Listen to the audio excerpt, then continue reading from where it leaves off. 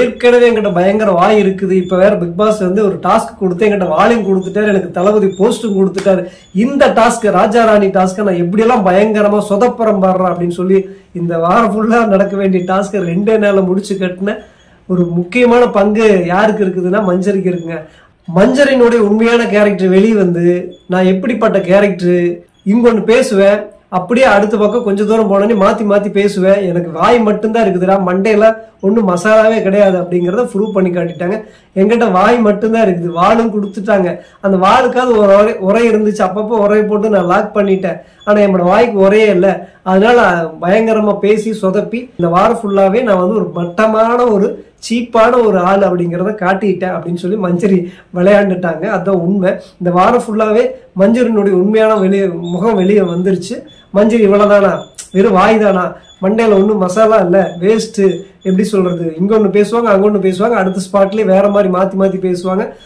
அடுத்தவங்களுக்குன்னா ஒன்று பேசுவாங்க, அவங்களுக்குன்னா ஒன்று பேசுவாங்க.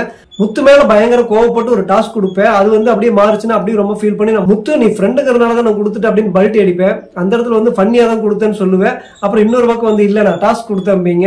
அப்படி மாத்தி மாத்தி அப்பவே பேசினாங்க. அது இந்த ராஜராணி டாஸ்க்ல ரொம்பவே நல்லாவே நடந்துச்சு.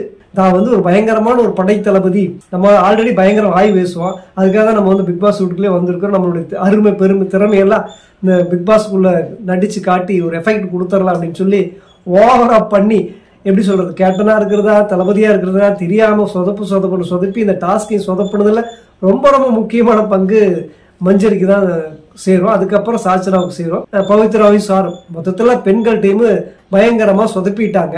பட்ஜெட்டே இல்லாத பிக் பாஸ்க்கு அவங்களுக்கு கொடுத்துருந்த ட்ரெஸ் நல்லா இருந்துச்சா அப்படின்னா அங்க பட்ஜெட்டே காட்டி கொடுத்துருச்சு. அந்த அளவுக்கு ஒன்றும் இல்லை.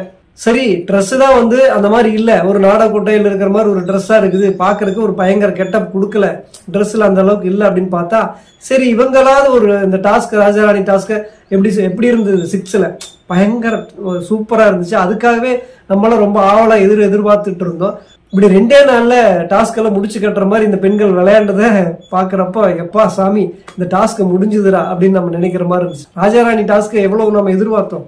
ஒரு டாஸ்க் வச்சா இது எப்படா வரும்னு எதிர்பார்த்துட்டு இருக்கிறதுக்கு பதிலாக அந்த பிக் பாஸ் 8ல இந்த டாஸ்க் எப்படா முடியுங்கிற மாதிரி இருக்கு.